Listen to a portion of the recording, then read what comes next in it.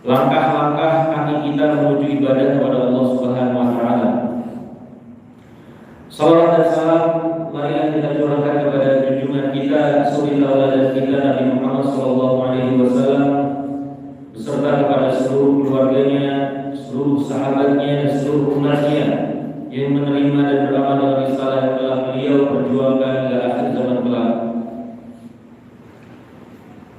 Alhamdulillah kita diberikan kembali kesempatan oleh Allah Subhanahu wa taala untuk berkumpul setelah kita melaksanakan kewajiban kita sebagai seorang muslim, sholat subuh. Kita masih diberikan umur oleh Allah Subhanahu wa taala untuk kembali berusaha membenahi diri kita.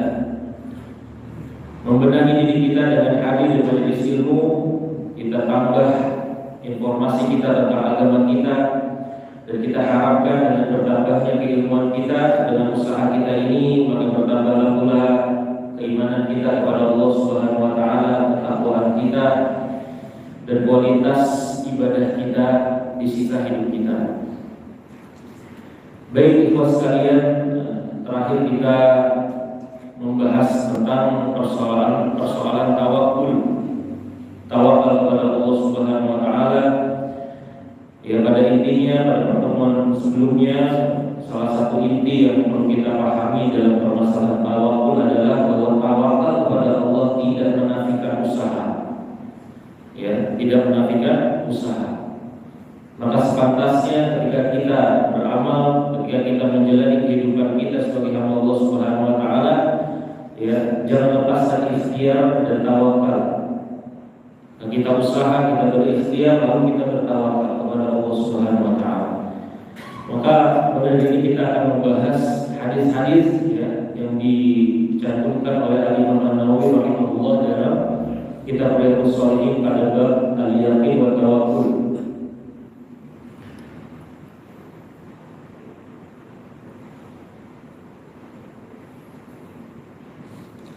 Hadis pertama di bab al-yaqin wa tawakkul dalam kitab Riyadhus Shalihin.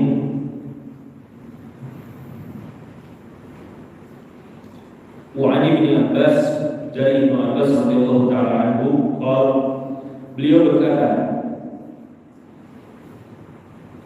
qala Rasulullah sallallahu alaihi wasallam, bahwasanya Rasulullah sallallahu alaihi wasallam bersabda,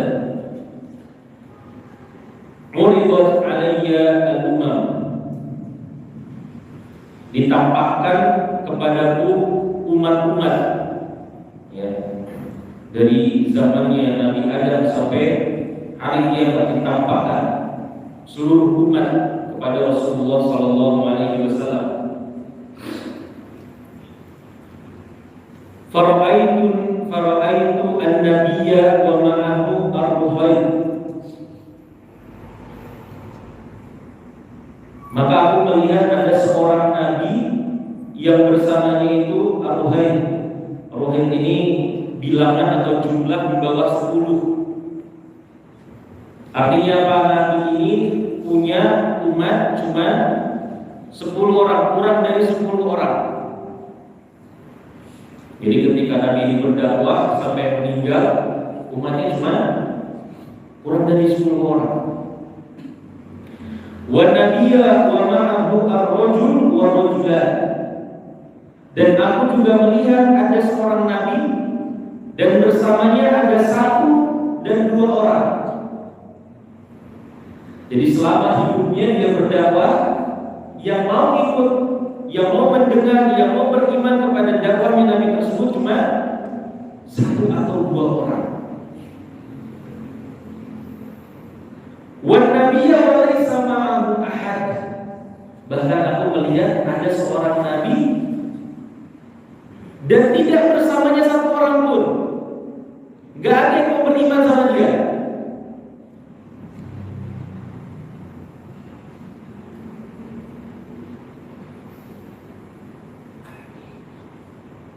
In rufi'a ali sawadun 'azimun fadhanantu annahu ummati. Lalu kemudian apa? Rasulullah SAW melihat ada sekumpulan besar, sawadun 'azim, ya, sekumpulan manusia, ya, kelompok ini besar sekali, banyak sekali.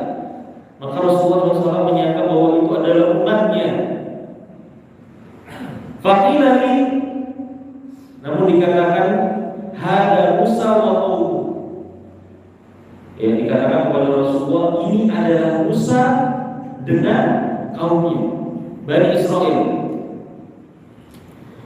Walakin inzur ila al-ufuq fa idza sawadun 'azim. Dan kemudian ya dikatakan kepada lihatlah, ya ternyata ada lagi sekelompok besar lagi yang menutupi ufuk. Ya, jadi dari barat ke timur ketutup sama sekumpulan manusia yang banyak ini. Faqila li unzur ila al-ufuqil akhar fa idza sawadun 'azim. Dan kemudian Rasulullah melihat sekumpulan besar lagi. Faqila li hadza ummatu. Ya, kemudian dikatakan kepada Rasulullah, ini adalah umatmu. Ini adalah umatmu.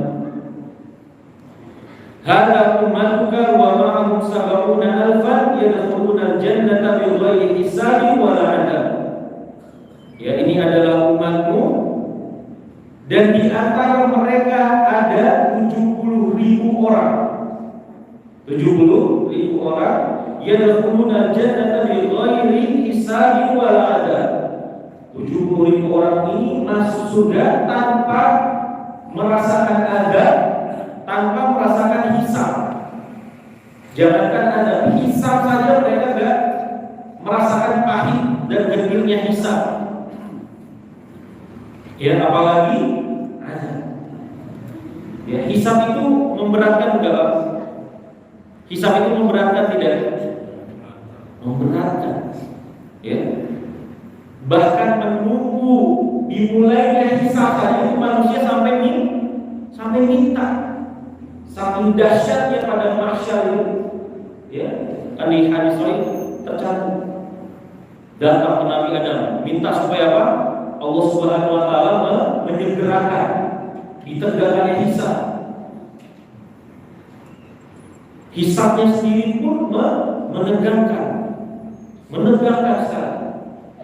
Ya, dalam sebuah hadis yang sahih bahwasanya Ibunda Aisyah itu pernah bilang kepada Rasulullah SAW, apakah nanti ya ketika nanti kita di akhirat kita akan memikirkan sanak keluarga kita, apakah kita akan memikirkan ibunda kita, ayahanda kita, ya adik kakak kita, keluarga kita, apa kita pikirkan? Maka Rasulullah, iya, kecuali di 3 tempat. Ya, di 3 tempat ini orang nggak mikirin kecuali dirinya sendiri.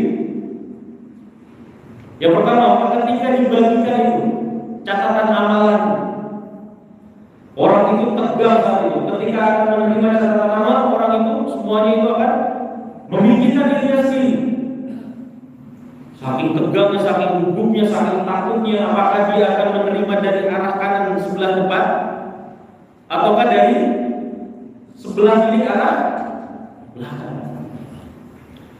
Dan kemudian ketika ditimbang amalannya, ini orang nggak mikirin lagi kecuali dirinya sendiri, keselamatan dirinya sendiri. Apakah timbangan kebaikan yang lebih berat atau timbangan keburukan yang lebih berat? Dan ketika apa? Berjalan di atas sirat. Nah, orang ini udah nggak mikirkan siapa-siapa kecuali keselamatan dirinya. Ya. Hisab dan azab ada 70.000 orang kata Rasulullah SAW. Tsumma nahadha fadakhala manzilahu. Kemudian Rasulullah SAW ya selesai dan kemudian masuk ke dalam rumahnya. Fakhadha an-nasu fi ulaika alladziina yadkhuluna al-jannata bighairi hisabin wala 'adab. Setelah Rasulullah SAW masuk, apa yang terjadi? Para sahabat ini saling berdiskusi. Ya, saling berdiskusi tentang siapa 70.000 orang ini yang dapat nikmat masuk surga tanpa hisab dan azab. Siapa ini? Ya, mereka saling mengemukakan pendapat mereka masing-masing, ribut. Ya. Faqala ba'dhum fala'allahu alladziina sahibu Rasulullah sallallahu alaihi wasallam. Ya, sebagian sahabat berpendapat mereka adalah sahabatnya Rasulullah sallallahu alaihi wasallam. Kita ini. Wa qala ba'dhum fala'allahum alladziina wulidu fil Islam falam yusyriku billahi syai'an wa dzakaru asya' fa kharaja alaihi Rasulullah. Dan kemudian di antara mereka ada yang bilang, ya, mereka adalah orang yang lahir dalam keadaan Islam, sudah muslim dari lahir. tidak pernah berbuat syirik kepada Allah sedikit pun. Ya, tidak berbuat syirik kepada Allah Subhanahu wa taala sedikit pun. Fa kharaja alaihim Rasulullah sallallahu alaihi wasallam faqala, maka ketika terjadi ya saling silang pendapat ribut tentang 70.000 orang yang masuk surga tanpa hisab dan azab ini, Rasulullah keluar. Faqala, kemudian berkata, "Man ladzi tahubuna fi?" Ya, apa yang sedang kalian perdebatkan? Ya, apa yang sedang kalian omong ini? Apa yang sedang kalian perdebatkan saat ini? Fa'akhbaruhu, maka para sahabat itu ya mengatakan kepada Rasulullah perihal hal tersebut. Mereka sedang membicarakan 70.000 orang yang masuk tanpa hisab dan azab. Maka Rasulullah SAW memberikan jawaban kepada mereka. Ya, humul ladina la yarqun. Ya, mereka adalah orang-orang yang tidak melakukan ruqyah. Ruqyah boleh enggak, Pak? Ini nanti ada pembahasan, kita akan bahas ya. Ini lafaz atau redaksi hadisnya ada persoalannya dibicarakan oleh para ulama. Mereka adalah orang-orang yang tidak beruqyah, wala yastabun, dan mereka tidak meminta diruqyah. Mereka tidak meminta diruqyah. Wala yataqayyarun, mereka tidak taqayyur. Taqayyur ini beranggapan sial, melihat satu gejala alam, ya mereka beranggapan bahwa itu akan berdampak kepada rizkinya atau perkara hidupnya. Taqayyur. Dicontohkan misalnya dia melepas burung. Ya, kalau burung itu terbangnya ke kiri, maka dia nggak jadi safar, ya nggak jadi pergi, sial. Kalau di burung ini dilepaskan kemudian beranjak ke kanan atau ke depan, maka dia safar. Seperti itu taqayyur. Diriwayatkan juga taqayyur itu ketika mereka ke pasar, ya. Kemudian ketika buka pasar dan kemudian orang yang pertama kali dia lihat, konsumen yang dia lihat itu mukanya buruk, dia nggak suka, maka dia langsung tutup. Ya, kemudian bilang apa? Hari ini nggak ada rezeki buat saya. Sampai seperti itu, taqayyur. Wala yataqayyarun, mereka tidak bertaqayyur, wa 'ala rabbihim yatawakkalun, dan hanya kepada Rabb mereka bertawakal, menggantungkan nasib mereka. Ya. Dan ini syahidnya kenapa Al-Imam An-Nawawi mencantumkan hadis ini di hadis pertama dalam kitab Babu Al-Yaqin wa Tawakkul. Faqala Uqasyah. Ya, kemudian ada sahabat namanya Uqasyah bin Mihsan. Ya, faqala, maka Uqasyah berdiri kemudian berkata, "Ud'ullaha ayyaj'alani minhum." Wahai Rasulullah, doakan saya agar saya termasuk orang-orang yang 70.000 itu, orang-orang yang masuk surga tanpa hisab dan azab. Maka faqala Rasulullah berkata, "Anta minhum," kamu di antara mereka. Uqasyah ini ya di antara mereka. Tsumma qama rajulun akhar faqala ud'ullaha ayyaj'alani minhum. Kemudian ada orang lagi yang berdiri kemudian minta, "Ya Rasulullah, saya juga mau, doakan saya juga." Maka apa jawaban Rasulullah? "Sabaqaka biha Uqasyah." Kamu sudah didahului sama Uqasyah. Ada yang namanya Uqasyah di sini? Uqasyah. Muttafaqun alaih, ya. Muttafaqun alaih. Ar-Ruhaib ini tadi seperti bilangan kurang dari 10 Ar-Ruhaib. Di antara pelajaran yang kita bisa ambil dari hadis ini, nanti kita akan bahas sanadnya ya. Lafaz ini muttafaqun alaih. Artinya apa? Al-Imam Al-Bukhari meriwayatkan, Imam Muslim juga meriwayatkan. Ya, tetapi lafaz yang kita baca ini lafaznya Imam Muslim. Ya, lafaznya Imam Muslim. Nanti setelah ini kita akan bahas. Di antara pelajaran penting yang kita dapat dari hadis ini, ya, bahwa yang namanya kebenaran ya tidak ditentukan oleh banyaknya bilangan orang yang mengampuni. Bayangkan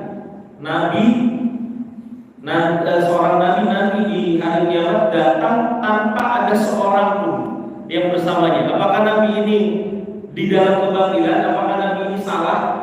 Apakah risalah yang dia sampaikan salah? Salah atau benar, Pak? Ya, meskipun dia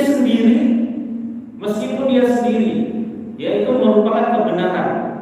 Dan meskipun banyak orang yang menyelisihi dia ketika hidup, bukan berarti orang yang banyak tersebut benar. Ya, maka ini perlu dipahami. Jadi jangan sampai kita terjebak, nggak mungkin mayoritas orang itu salah, gitu ya. Akidah ini akidah yang benar. Mayoritas orang di seluruh dunia berakidah dengan akidah ini.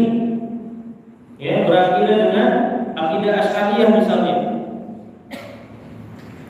Karena apa? Mereka menyangka mayoritas umat Islam di seluruh dunia berakidah dengan akidah itu. Ya, maka kita katakan bahwa jumlah orang itu bukan standar dari sebuah kebenaran. Kalau menyelisihi Allah, menyelisihi Rasulnya, kita tidak akan sebut sebagai kebenaran meskipun dia banyak yang menggandrunginya. Ya.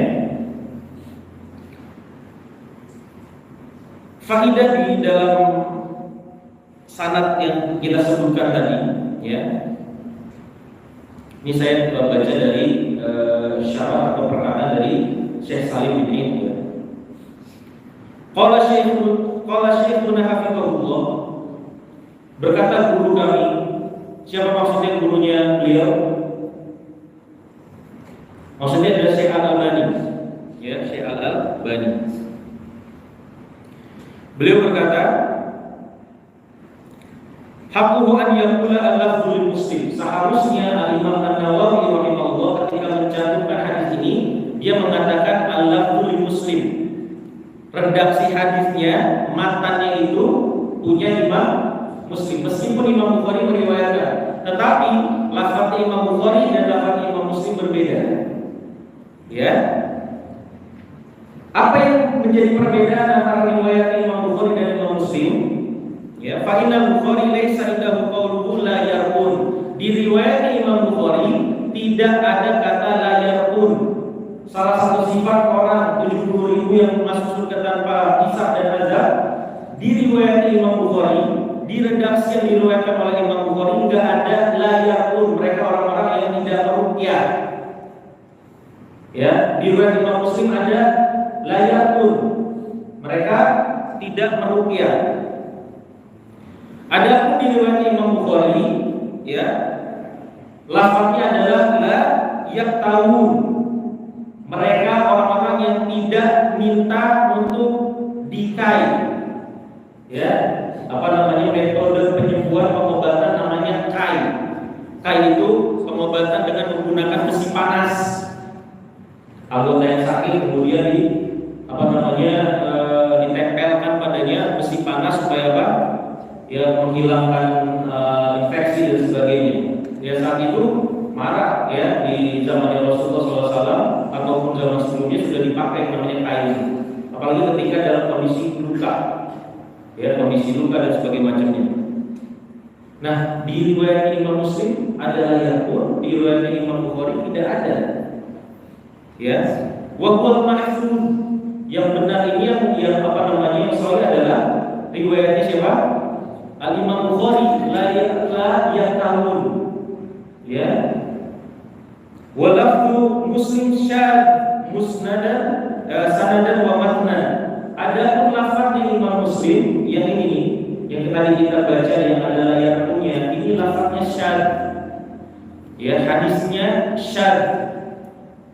Antum tahu hadis syadz apa? Pak. Jadi hadis disebut syadz itu, ya, ketika ada seorang rawi riwayat hadis. Siapa rawi ini? Contohnya nih, saya kasih biar ada gambaran, biar mengerti. Misalnya dalam hadis itu kan ada sanad, ya kan? Misalnya Salim An-Nafi an Ibnu Umar. Salim An-Nafi an Ibnu Umar an Rasulullah sallallahu alaihi wasallam. Ibnu Umar sampai Salim ini namanya silsilah mereka tiga-tiganya ini disebut dengan sanad. Adapun individu-individunya Salim ini perawi, periwayat. Ya, Nafi juga perawi, Ibnu Umar juga perawi, periwayat hadis.